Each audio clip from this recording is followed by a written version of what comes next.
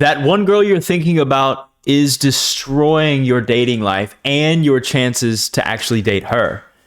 And because one-itis is this concept, if you haven't heard of it, it's this essentially we've attached this disease language, itis, to the idea of just fantasizing and obsessing over one girl. So you meet some girl and you build some level of attraction with her. She shows some level of interest in you, and you start to fantasize about her so much that she becomes like the one that you need, that you must have, that is perfect and can do no wrong. And as you create these fantasies of her that are not real, you have what is called one-itis. And one-itis leads to many negative things that I'll explain in this video. And it is precisely why you're not going to have that girl. Essentially, when you have one-itis, you are in a relationship completely alone, because the relationship exists up here in your mind. You're fantasizing about her when you see her at work, when you see her at school, what your kids will look like, what marrying her will look like, what meeting her family will look like, how you'll vibe with her at home in the bed, or sexually you're thinking about her. So you're thinking about her so much that you actually create this like fantasy fake relationship in your head, and you get sold on it. And it becomes so concrete that your dating life to you no longer exists. You're no longer single, but you are single. You don't have this girl. That's the reality. I believe as men, this is just a natural thing that we'll do, where we fantasize about a woman when she's the only woman that's really available to us that we're truly attracted to, especially if she becomes overbearing.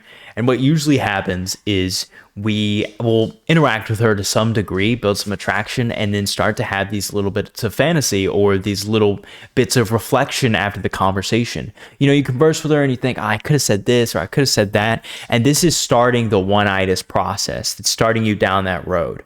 You're not necessarily going to end up that way, but this is how it begins, because it begins with these little fantasies that have like validation. I'm analyzing the conversation to see what I could have done better. It's for improvement. It's for becoming a better man, interacting with her better the next time I see her. So it makes sense. You probably should do this. This is valid. But this is what leads to over fantasizing, okay? And the way that you know you have truly formed one-itis, the way that you know that it is really integrated into your life, that it's what you're experiencing, is first off, you will stop paying attention to other women around you. You will put all of your effort into that woman, at least mentally and emotionally. Number two, you'll feel really strongly about her when she's not even in the room, right? So you will have these like feelings of anxiety and emotion and nerves that come up naturally when you're really attracted to somebody, but you're experiencing them when she's not even in the room, when you're not even texting her, when there's no interaction with her whatsoever. And then you feel them compounded when she is in the room, when she does send you a text, or if she does call you if you're at that stage. Now, most of you are going to get one-itis with a girl who is not fully as invested in you as you are in her. And look, I've experienced one-itis multiple times, especially when I was in high school. I really struggled with this. So freshman year of high school, I remember going into all of my classes the first week, and I would like browse the class to see who is the most attractive girl in each class. And I look at all the classes. I have about 7 classes, and there's one class in particular. It's like my PE or my physical class. And I noticed this girl and her best friend are pretty cute. Out of everyone in every class, they're like the most attractive. And of the two of them, there's one in particular that I think is so attractive. She was the short blonde girl that I was just like, oh my gosh, this girl is so cute. And one day, it's like a couple weeks into the school year or whatever, into the semester, and one day she comes up to me in the middle of our gym thing, and she like asks me for gum, and I don't have gum.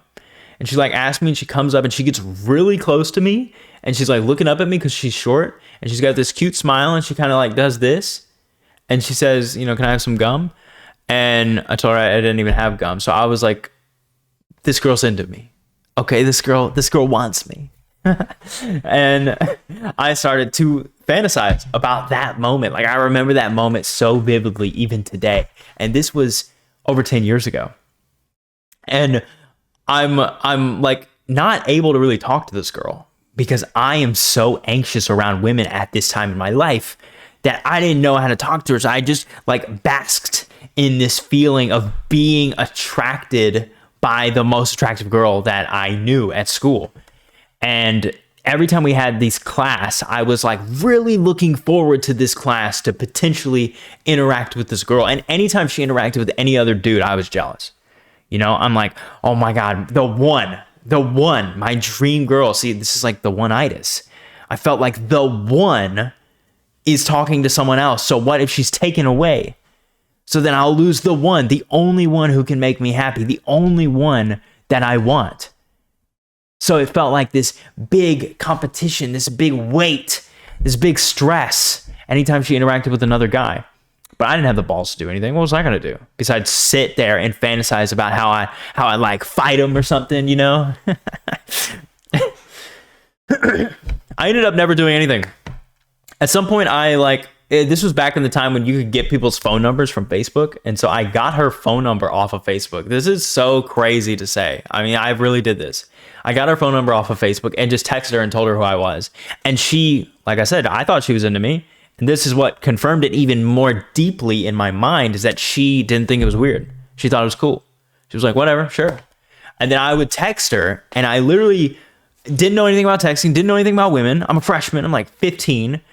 So I bought a course, or no, I didn't have any money. So I pirated a course on texting, and I learned all these old text tricks. And so I used to text her all these pre-made texts that this like course taught me. And it worked to the point that she would like come up to me and try to hang out with me because our texts were so good. It's like we're vibing over text. And then so she tried to come hang out with me at school. And I was so in my own head, I couldn't talk to her at all. She would like tell me that text you sent me was so funny. And I was like, And that was it. I could not speak to this woman, bro. Eventually, because of the one-itis, because of the obsession, that's why I could not talk to her. I made her so big in my head that it was like talking to a queen or an empress, that if I say something wrong, I'm going to be fucking burned at the stake. So I just didn't say anything. It felt safer. So I never moved anything forward. And eventually she ended up with another guy. And I just had no dating life. And at that point, then I took like months off of dating anybody. And I was sad. And I was complaining to everybody who would listen. And this was my first real experience with one-itis. Now, I experienced it more, but the main thing I want to articulate with this that is super negative is my mood depended on her. So if she interacted with another guy, now my whole day is fucked instead of me. If she never showed me any signs of attraction that day, now I'm analyzing all the previous signs and current signs. Is she actually into me, or am I delusional? What do I do? Could I even imagine going on a date with her? I've never been on a date with a girl in my life, and the hottest girl in school, from my perspective, it wants to go on a date with me. That's crazy, you know? And then my days were centered around going to PE class. So if I got to PE class and I didn't interact with that girl, I literally thought to myself, this was a wasted day. This day had no value for my life. I can't wait for tomorrow so I can get back to PE class and try again. My whole life revolved around this girl. That is essentially one-itis. That's how I knew I had one-itis. And if you have something similar to these symptoms I've described from this story that happened to me when I was in high school, then you probably have one-itis for a girl. Now, not only do you act in a way around the girl where you're so careful, so walking on eggshells that you're like, she's an empress, I don't want to die, please don't say anything wrong or do anything wrong. You also interact with other women as if you're taken. That's what I did, right? So like a girl might show me a little bit of interest and I'm almost like, no, I'm a taken man. When I am not, I am taken up here. But in reality, I am very, very single. And if you're experiencing that, that is another super negative symptom of one-itis because it compounds the one-itis. Something that would break the one-itis, which I'm about to get to, is how do we stop one-itis once we know we're in it? Something that would break it is just another woman. Any other woman, even if you don't date her, but just the attraction and just the vibing with another woman is going to break the one-itis with that woman, because you'll see that you can vibe and have fun and be happy with other women. There's billions of women on the planet, which that number is infeasible. That number is impossible to even like fathom. So even if I tell you that, you're like, yeah, but she's the one of 1 billion. Yeah, right, buddy. Now, one-itis is not only a thing that men experience, it's also a thing that women experience. I have seen women have one-itis for me where they're obsessed with me. There's a couple differences between men and women that's really important. And the main big one is that this doesn't destroy women's dating lives like it does men's. See, in men's dating lives, our dating lives are passive. See, in our dating lives are active. Women's dating lives are passive. Now, what do I mean by that? What I mean is that for us to move our dating life forward, for us to go on dates, get numbers, spend time with women, meet beautiful women, and have conversations that could lead somewhere, we have to be active. We have to be going out. We have to be interacting. We have to be approaching. We have to be swiping on dating apps and having good text game skill. We have to be meeting people at work and taking the initiative. We have to be meeting people in the gym and taking the initiative. We are action oriented. If we sit at home and stop trying to interact with women, even if they're there, even if you're at school, if you don't try, you will get nowhere. So having one-itis is detrimental because you build these walls around you, and because you're not willing to step out of the wall, you're not willing to step out of the box you put yourself in, you will only ever have that one girl who you don't even really have. You only have her up here, right? But for women, their dating lives are passive. All they have to do is put on makeup and dress cute, which they've been doing for, depending on how old they are, for years or decades. So they're really good at it. And just go where there are guys. And they're going to get hit on even if they're obsessed with somebody. Guys will still approach them. So their opportunities will still continue to flood in, even if it slows down a little bit. They will still get opportunities that we won't have. So even if she has one-itis for a guy and he doesn't like move things forward with her, it doesn't matter because someone else will, and she's going to end up in a relationship anyway. And I'm sure you've experienced this. I experienced this with the girl that I have one-itis with freshman year. I wasn't moving things forward, even though she was showing me signs of attraction because of my one-itis. So some other guy just swooped in who was braver and more confident than me, took more initiative. Even if he was a worse boyfriend, not as attractive, doesn't matter. He won because he took action. I lost because I didn't. Having one-itis as a guy is essentially like going to get one job interview, and as soon as they call you and say, yeah, we'd like to schedule an interview with you, before you even have the interview, you're like, yes, I just got the job. Done. I don't need to apply anywhere else. I don't need to set up any other interviews. I don't need to talk to anyone else. I've already got it. We're done. But you haven't even gone to the interview yet. You've barely made any progress here. You've just gotten a tiny bit of interest from the job, but the interview is the real process where they find out if they actually want you. So until you've gone on that interview and gotten a yes from the job and started working and gotten through your first 2 weeks, you don't have a job yet, bro. And it's the same with your dating life and with women. And the job is the woman in this analogy. They are still interviewing other people in case they don't like you or you don't show up. They're not just going to be like, yeah, we found this one potential applicant to come in and interview, cut off all future interviews, no more applicants, we're done. This is the one. They're not going to do that. Women aren't doing that either.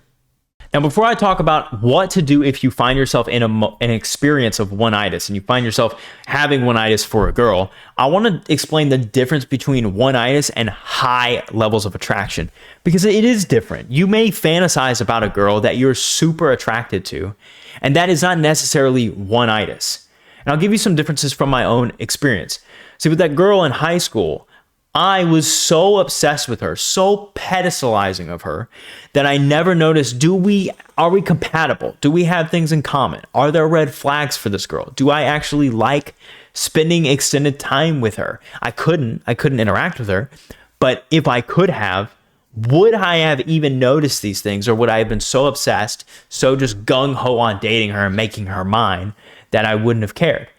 Versus now I'll meet a girl because I've greatly improved my dating life and I meet women much more frequently, and now I don't get one-itis ever. I don't get friend zoned either. And if these are things you struggle with, one-itis, friend zone, and you want some help with this kind of stuff, that's why I became a dating coach, to help guys exactly like you who were in my position. I know where you've been. That's why I told you this story.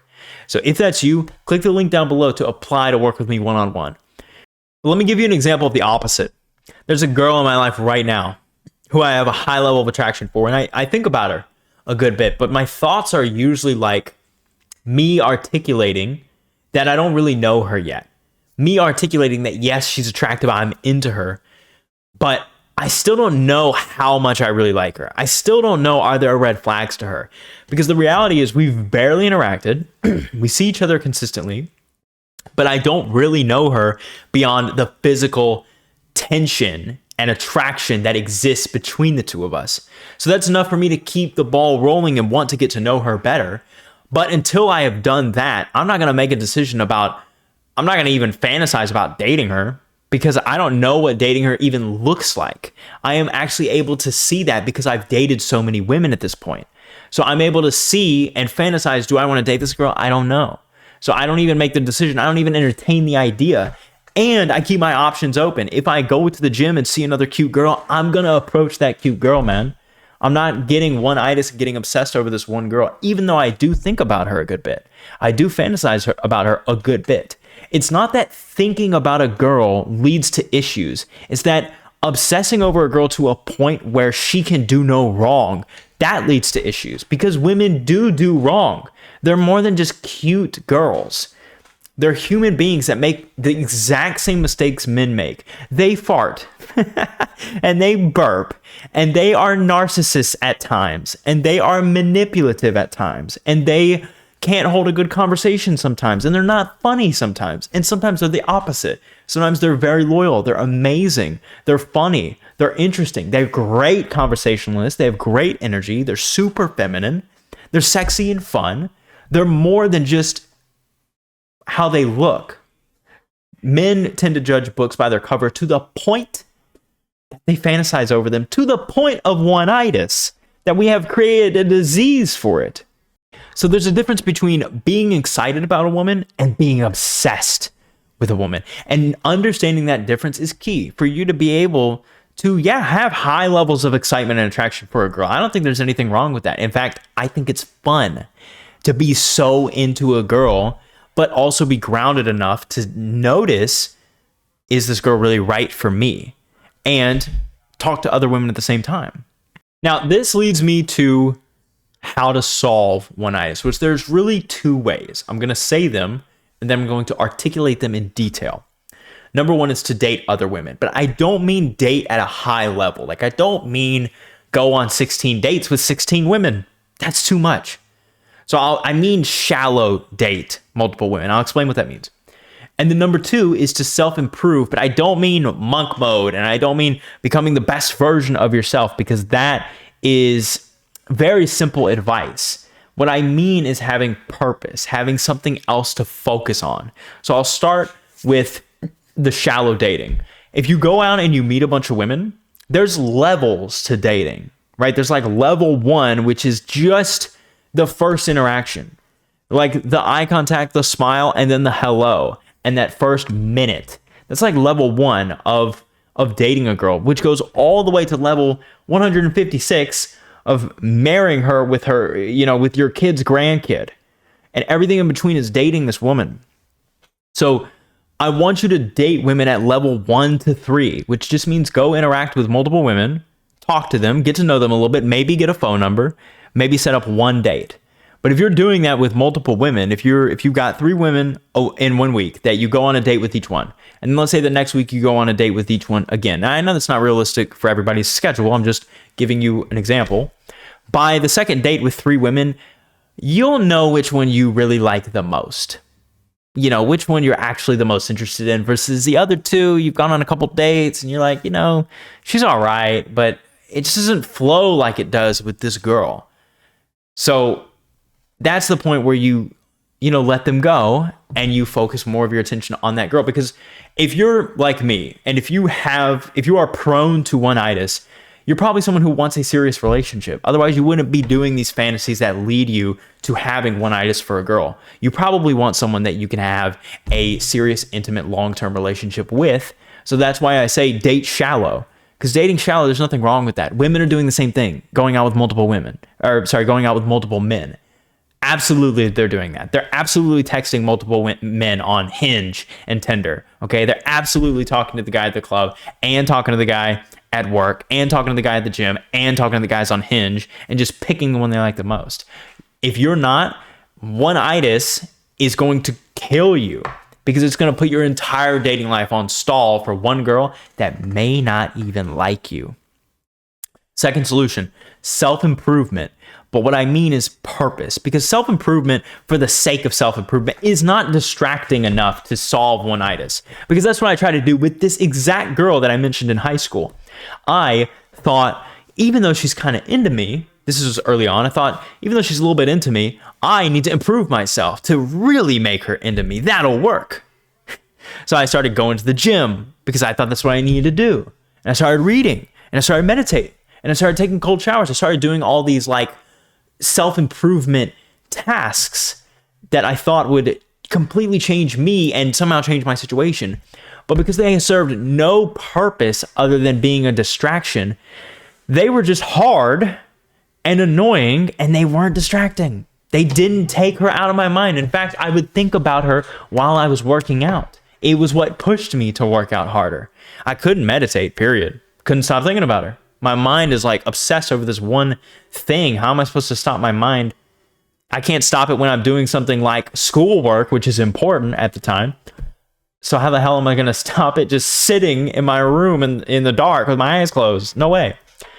And the cold showers and everything else, they didn't actually pull me away from that. So self-improvement for the sake of self-improvement is not going to actually solve your one-itis problem. Self-improvement that's very specific to a specific problem you have. For example, I'm going to start doing yoga because I want to be disciplined is very different from my hips are tight. I'm going to start doing yoga for my hips so that I can stretch them better and be more functional. That's very different. They're both self-improvement, but one has a purpose. And when you have purpose in your life in multiple areas, you have reasons for doing things that are actually distracting because you're goal-oriented. You're focused on a goal, on a result. And that is much more distracting than just taking cold showers because you don't want to think about a girl. That is a hard, like motivational, like a motivation for doing something very challenging, which is taking cold showers. And then obviously an overarching purpose in your life. Now, if you're young, if you were 15 like I was, then, deciding what you're going to do for the rest of your life as your purpose would be difficult. But deciding what your purpose is going to be for this year, what is your intention for 2026? How are you showing up and trying to improve yourself and trying to guide your life in 2026? If you can have that focus, that purpose, that can give you something to actually pull you away from the one-itis. And if you tie that in, or you pair that with dating shallowly other women, you're not going to be so obsessed over this one woman, even if you still really want her, and you still may be able to get her. And taking this action will actually increase your likelihood of getting her. There's studies that say when men have one-itis, they're way less likely to get the girl because of the way they show up around the girl.